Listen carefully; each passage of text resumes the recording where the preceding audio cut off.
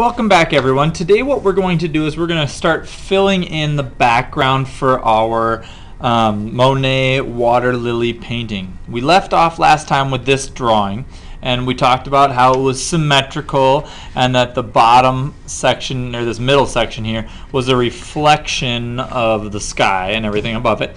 And then we also talked about the bottom here. We're going to keep this part a reflection too. What we're going to do is we're going to start with our painting. We're actually going to monoprint our painting so that it looks symmetrical, and then we're going to let that dry and we're going to work from there to add the finer details. So what you should have in front of you should have your painting, you should have an empty palette, your brush, a little water cup. Take your clean water cup, add a little bit of water into your clean cup there so you have something to wash your brush out in when you need to, and then an empty cup for your dirty water when you're done using it. What we're going to do is we're going to start with two colors. We're going to start with green, and we're going to start with the turquoise blue. Okay, that's the thing that most kids call light blue. It's actually turquoise blue. Okay, so we're going to start with this, and we're just going to be blocking in the big shapes today. And once we get that done, we'll go into more detail. What you're going to do is for the trees, or sorry, the bushes, we're going to start with the bushes in the foreground, and you're just going to paint those in. You want the paint to be thick, all right, to start with. And you do want your brush strokes to kind of come up from the middle, because those brush strokes are going to transfer a little bit, and you want to try to stay in those lines but then cover up the lines enough that you don't see them. Alright, and we should be using an easel brush because we're tempera painting. And if you get a little paint on the bottom, oops, I kind of got a mess there, you can swipe it away with your paper towel and wipe it on your paper towel. Okay, and fill in just that part of it. Okay, and make sure that your paint is thick enough that there'll be enough to transfer to the bottom. You don't want it to be thin and watery. You want it to be thick and textury, because that's the nature of tempera paint, right? We want it to be thick and textury. We don't want it to be thin and watery like watercolor. We want it to be thick and textury. Otherwise, it's not like tempera paint. Okay, I'm going to set my brush aside, and I'm going to fold this top section down and then squish from one side or middle out to the side, and the middle out to the side. Then I'm going to gently lift it up, and you should have the reflection of that in there. And what that's going to do for you is it's going to give you a better line. We drew it in before, but it might not be perfect, and that's all right. I'm gonna fill in some of these spots that didn't get enough paint. If you have spots that didn't get enough paint, you can fill those in and then squish it again. The squishing it's going to give it a nice fun texture, okay, in the water, which is going to be cool later. Okay, so make sure that it's got that squished look. Okay, now we're going to move on to the trees in the background, these ones here, and we're going to make our green paint just a little bit different. Okay, what we're going to do is we're going to use a little bit of yellow to mix in. Now, our color mixing charts that you're working on now, we're talking about intermediate colors. So if we take the yellow and the green and mix it together, what are we going to get? That's right, yellow green. Okay, very, amazingly interesting color. Some people also would call it like lime green or something like that. I choose to call it yellow green because that's just what it's made out of, right? And I'm going to change that. You can see how it's different already, and we're using a color that's mixed. Okay, so mix yourself a yellow green. Everyone's yellow green is going to look different, and you're going to paint this into the tree section, that extra tree section. You might have to mix it up more than once, which is fine. Then it'll have a different look each time, and that's okay. And I'm going to kind of move my palette over here into the middle so you can make sure you see it. And depending on what you get, mix your yellow green and paint it so that you got your whole picture or your whole tree is done. And remember, make it thick. Now that you know what that monoprinting feels like and looks like, make sure your paint is thick enough so that when you do paint, when you do transfer, the paint transfers enough, and there's enough paint to transfer. And like I'm having to do, I'm mixing my yellow green for like the third time. So I'm sure that you're going to have to mix it more than once.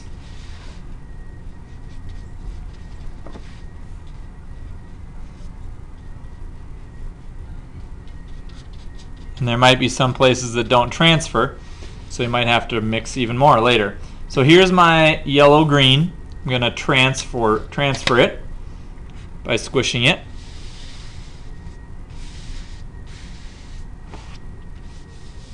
Make sure you're pushing where the paint needs to be transferred. Like if I push in the middle, it's not going to do anything, right? And then lift it up, and it should have that kind of look. We've got that part transferred. And I'm going to kind of push this area in here and get some more yellow and some more green, I think.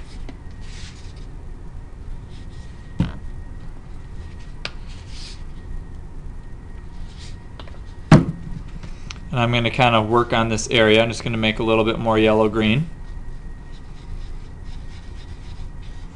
And kind of get those little areas that didn't get enough paint on them. And it's going to kind of give you a way to figure out where those trees end.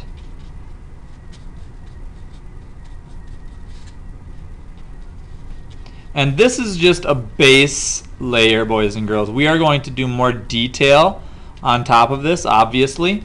Okay, this is just a base coat, a base layer of paint, so we have somewhere to start with. Remember, it's all about big globs of color and lots of different strokes of color next to each other. This is just a base layer, and I'm just pushing and making sure I transfer all of that well. Good, so there's my different trees. You can tell the yellow-green different than the stuff in the front. Now I'm going to take my brush, and it's got all that green on it. I'm going to use my palette paper that's sitting here at the side, and I'm going to wipe off my brush and rinse my brush out so that there's no green in it. So make sure you rinse your brush out. And when you rinse your brush out, really dry it on that palette paper. There should be no more paint coming out of it. You might even want to squeeze it and wipe it so that there's no more paint coming off of it. So there's a nice clean brush, and I'm going to use this turquoise color now and paint this in the sky.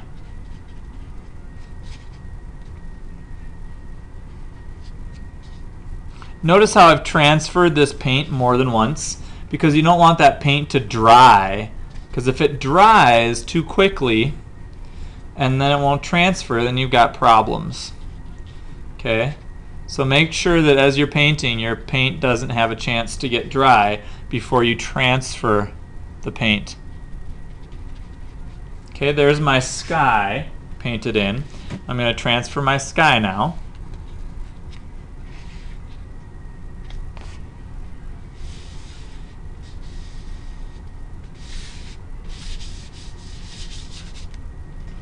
And be really gentle with your paper so you're sure not to rip it.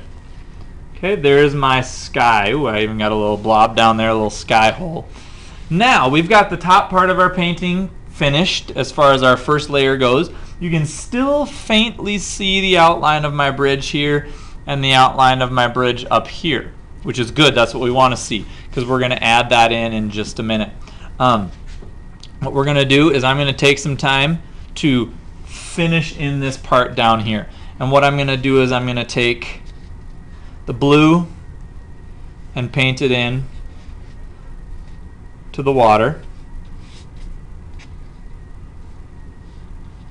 Now, in Monet's paintings, he very rarely would have used just blue, right? He would have used multiple colors. So we're just painting this in to the water to get the like kind of underlying color, and then we're going to add more colors onto it later. Likewise, depending on the time of day, he would have used a different color. So if we're at a spot here where you're wanting to do like a sunset, you could make a sunset.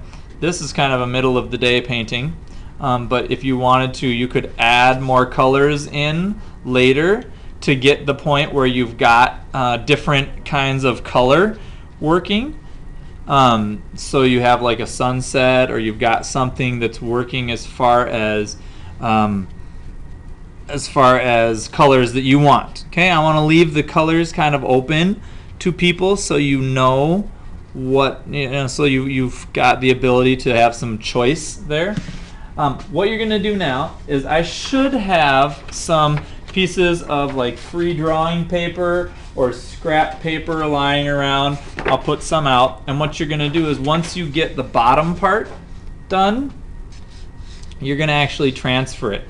I'm going to need to wipe my brush off again, okay, and get my yellow-green for the trees. Okay, here's my yellow-green. I'm going to get the yellow-green in the trees here, and then I'm going to transfer my drawing. Okay, so here's my yellow-green, and now in the transferring of our drawing, okay, we had to squish the paper up and squish the paper together. Now we don't have that option anymore, right? So with that scrap paper I just talked about, you're going to get a piece of scrap paper, and I'll have some cut up, and you're just going to take this and just gently squish it on your paper and lift it up, and that'll give you the same like textured feeling that you have in the rest of the painting, so that it looks similar. Now you're going to have this other picture part here full of paint. You can just throw that scrap paper out so we don't have it bopping around the room and making a mess.